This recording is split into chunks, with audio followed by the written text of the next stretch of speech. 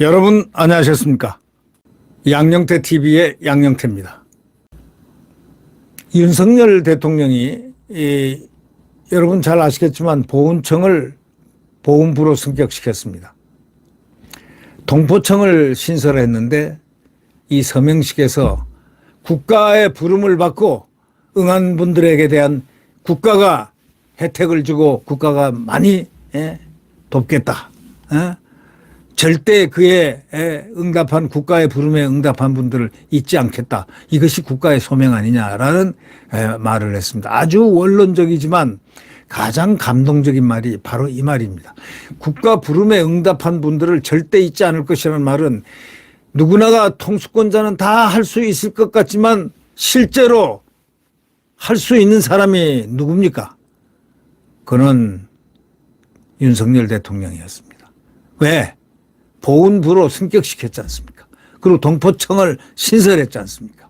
동포청 신설은 국가의 부름에 응답한 분들을 잊지 않겠다는 그 애국심을 얘기하는 겁니다. 문재인 대통령, 전 대통령 예를 들어보십시오. 그분은 심지어는 백선엽 대한민국 6.25 동란 원흉 그 김일성과 저항해서 이 세계에서 가장 6.25 이 전사에 남아있는 가장 훌륭한 위인으로 남아있는 분이 두 분 있죠. 맥카더하고 이 맥카더 장군과 이 백선엽 장군. 이 백선엽 장군 이 영웅을 갖다가 얼마나 푸대접했습니까? 영면했을 때도 안장식에 가지도 않고 오지도 않고 화환도 안 보내고 하여튼 이분이 한 모든 행위는 반국가 행위에 준하는 그런 엄청난 일들을 이 애국자들에게 많이 가해를 한 사람입니다. 이제 앞으로 문재인은 그의 모든 속내가 드러나기 시작할 겁니다. 어저께 박지원 전 국정원장이 한마디 했죠. 당신 모른 척 하지 마 이런 얘기입니다. 자, 당신 휘하에는 안보실장 서훈이라든가 무슨 그다음에 이 안보실장 정우영이라든가 모든 사람이 기소가 되는 판인데 당신이 입을 열어야 될 거 아니냐. 입 좀 열어 하고 협박을 비슷한 말을 했죠. 위협을 가했죠. 이것이 바로 시그널입니다. 그는 절대로 평화롭지 못할 겁니다. 밑에 사람들이 왜 우리가 죽어야 하느냐? 너는 책임이 없느냐? 바로 이 얘기입니다. 근데 이 윤석열 대통령은 그 특색이 하나 있습니다. 나라에 부름받은 자들에게는 확실히 무언가를 국가가 혜택을 준다라는 이 도식, 이거는 선진국이 모두 다 그렇습니다. 미국은 특히 말이죠. 국립묘지에 묻히면 그 끝까지 그 자녀들까지 다 돌봐줍니다.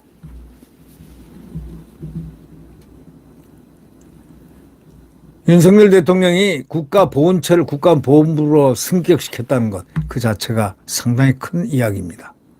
재외동포청을 신설하는 내용을 담은 정부 조직법 공포안에 자필로 서명했다는 것. 윤 대통령이 법률 공포안을 전자결제하지 않고 서명식을 연 거는 상당히 의미 있는 일입니다.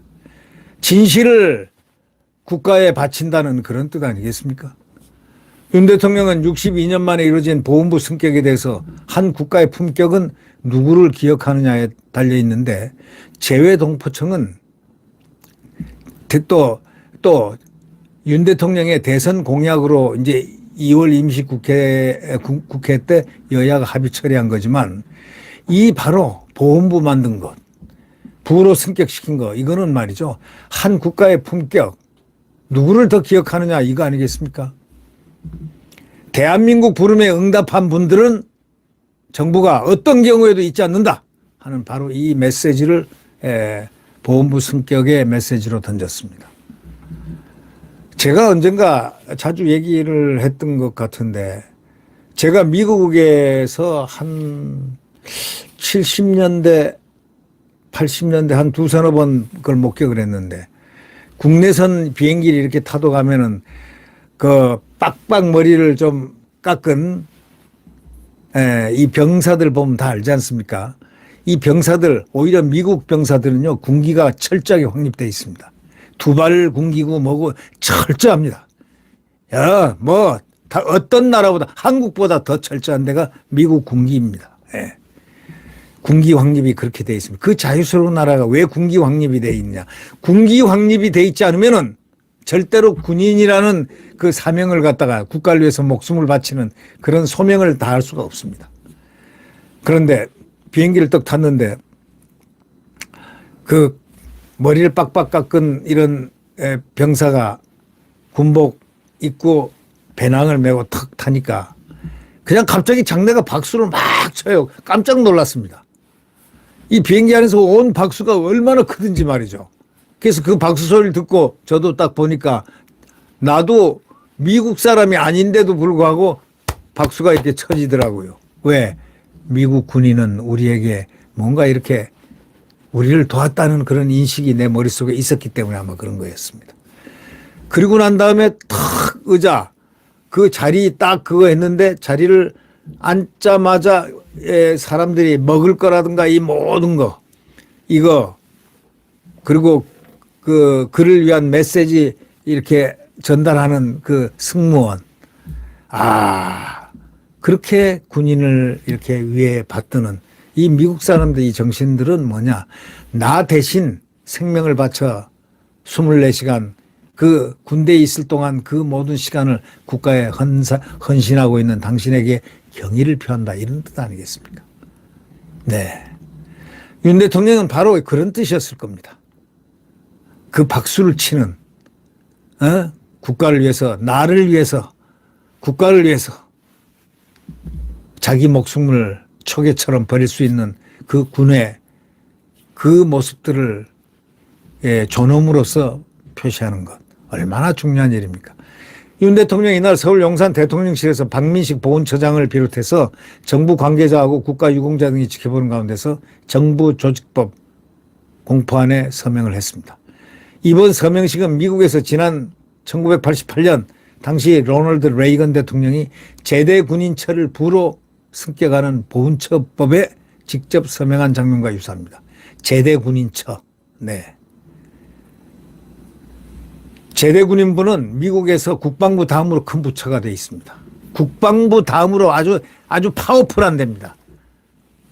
여러분 혹시 제대 군인처 모르죠? 제대 군인부 모르시죠? 네, 이 아시는 분들은 많이 알고 있습니다. 이 제대 군인부는요, 1개 부 장관입니다.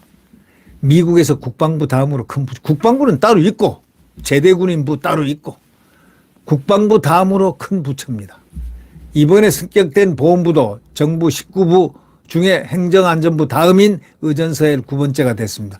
이만큼 나라를 위해서 목숨을 바치는 그 보훈부, 즉 군인부, 제대 군인부 이것은 이렇게 국가가 대우를 해도 부족하다 이런 얘기입니다.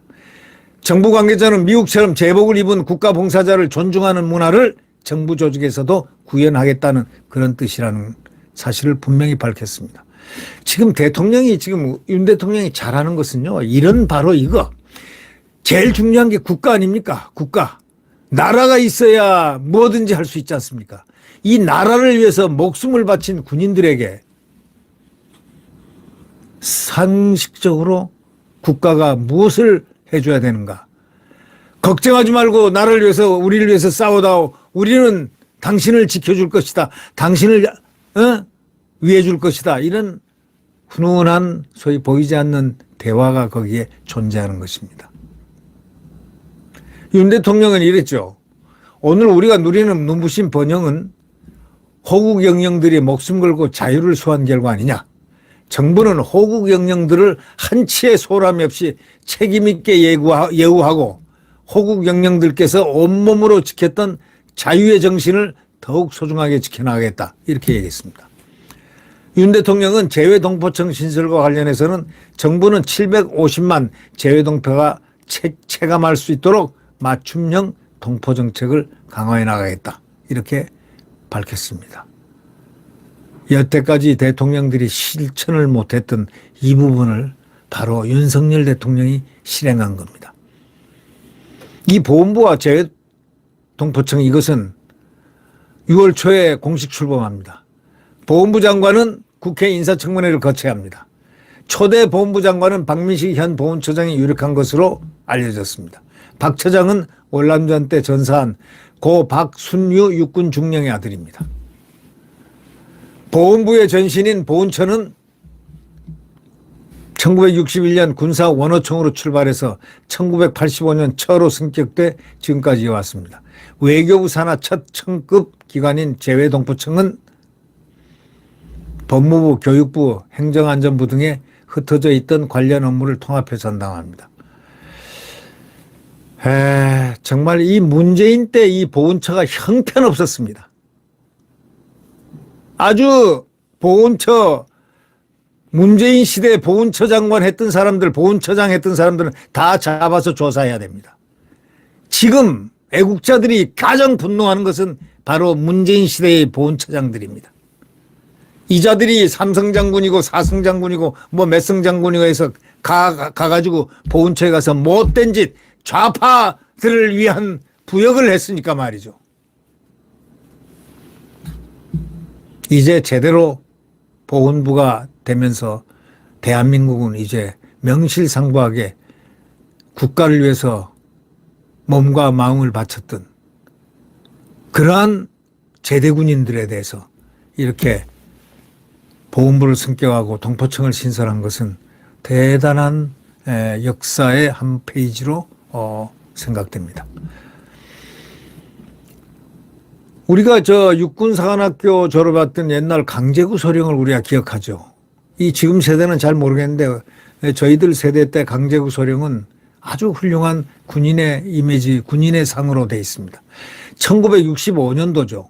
수류탄 투척 훈련 중에 이등병이 잘못 흘린 수류탄을 몸으로 그냥 그대로 굴러가서 막았습니다. 그리고 자기가 산화했습니다. 그렇지 않았으면 엄청난 많은 군인들이 거기에 있던 훈련하는 군인들이 죽을 뻔했기 때문이죠. 이 강제구 소령, 고 강제구 소령 그 유족, 2002년 제2연평해전 전사자 고 윤영아 소령 유족, 또 2010년 천안함 피격 사건 전사자 고 김태석 해군 원사의 딸 김혜나 씨 등이 참석했습니다.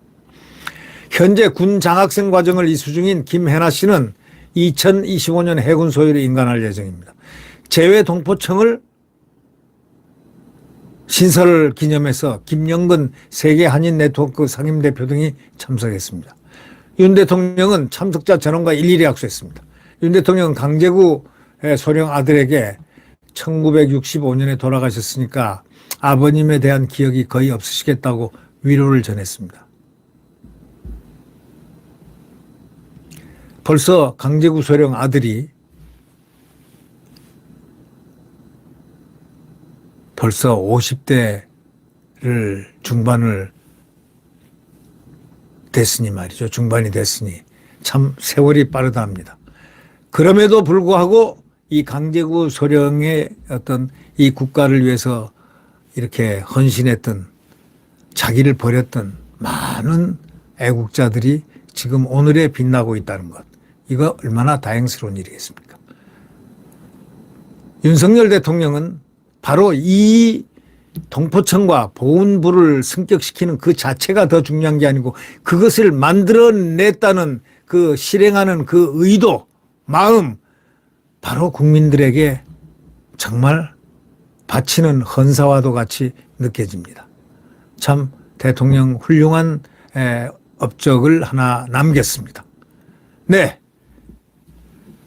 여러분, 구독 버튼과 엄지를 눌러주시면 감사하겠습니다.